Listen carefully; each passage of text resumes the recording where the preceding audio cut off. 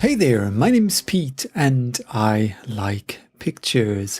In this basic video about the tools of Lightroom, I'd like to talk a bit about one of the most basic tools that we have, the crop overlay tool. The first tool that we have on the toolbar here.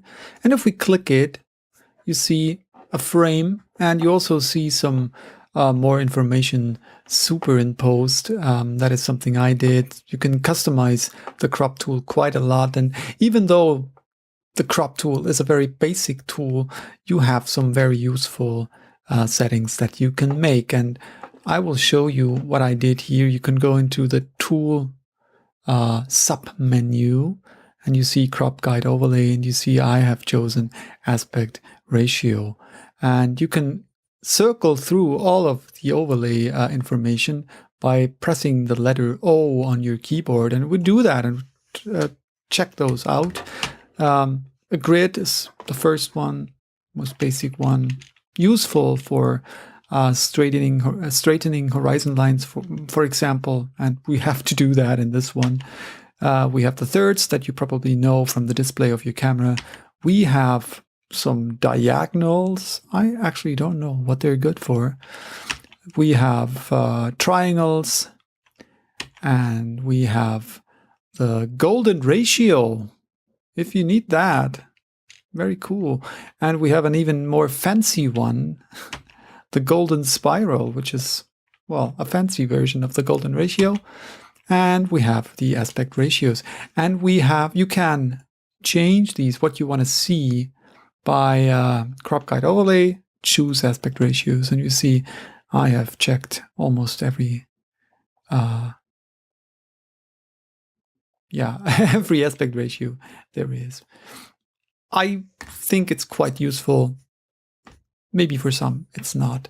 If you don't want to see any information, you can go to Tools, Tool Overlay, Never Show, simple, and there's some sort of a in-between tool overlay, auto show, so you don't see it, and if you click and hold the handles, you see it, and if you release the mouse button, they will be gone again. So that's it. I chose to see it, always show, because I like it. We have some presets. Aspect ratio presets. You can enter a custom aspect ratio if you need it. And we have that lock. And that lock is, why did I close that? That lock is kind of important because if you want to keep the aspect ratio, then it will stay if the lock is closed. If you open it, you can create any aspect ratio that you want. Then we have the angle. So if we want to straighten the horizon line, for example, and that's where the grid comes in handy. So I'll superimpose the grid, and you can choose by either the slider,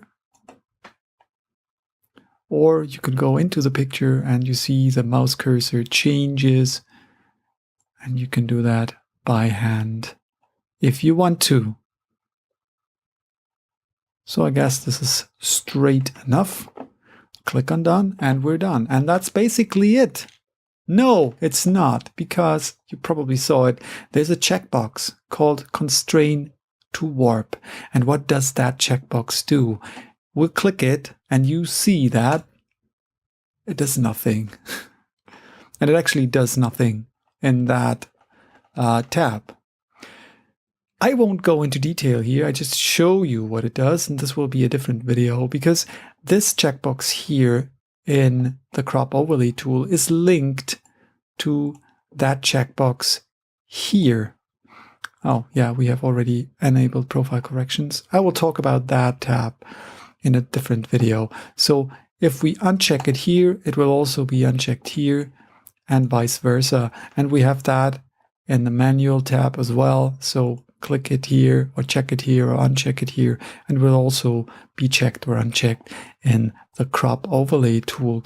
And again, I will talk about that in a different video just to show you if we add a distortion or remove a distortion. Some lenses have very heavy distortions, and we can remove those distortions with the lens correction tab. And I'll exaggerate that. So I create a very heavy distortion, and you see white borders appear. And those white borders will be visible if we export the picture. And if we do not want these borders, what can we do? Click on Done. So we have to crop the picture. So if we don't want to do that automatically, we can just check the checkbox Constrain Crop, and the picture will be cropped according to those borders. And if we already know, we undo that. If we already know that we will create some distortions or remove distortions, and we're presuming that some white borders will appear, then we can already check that checkbox here, so that we don't have to do it later. So that's basically it. One thing, probably interesting thing, we reset this transformation. I have, and usually I have that overlaid. I have to find it. Loop overlay. Yes. Show overlay info. I usually have my picture information overlaid here, so you see the picture resolution, even the cropped one. So if I crop the picture, you see the final resolution of the picture. That is important for me because when I output my pictures to the web, then I have a maximum, or not a maximum, I have a size of 1000 pixels on the wider side. So my picture will either be 1000 pixel high or 1000 pixels wide. That's the way I do it. And if I crop a lot in, sometimes the crop will be smaller than the 1000 pixels, and I don't want to have that. So it's not likely to happen with those huge files that I have from my Canon, which has 18 megapixels, but it can happen with pictures of other cameras who have not of a resolution that's not that huge. So I see, okay, this crop is too heavy, so I have to use a different crop here. And you can superimpose this information by View, Loop Info, Show Info Overlay, Info 1, Info 2, and you can change this information. You have to loop informations, well, yeah. And I have loop info 1 is file name, copy name, exposure and ISO, and crop dimensions, and loop info 2, file name, copy name, exposure and ISO, and lens settings. And we can circle through, and you can customize that by your own liking. So that's for today. Bye till next time. I will reset that so we see the picture.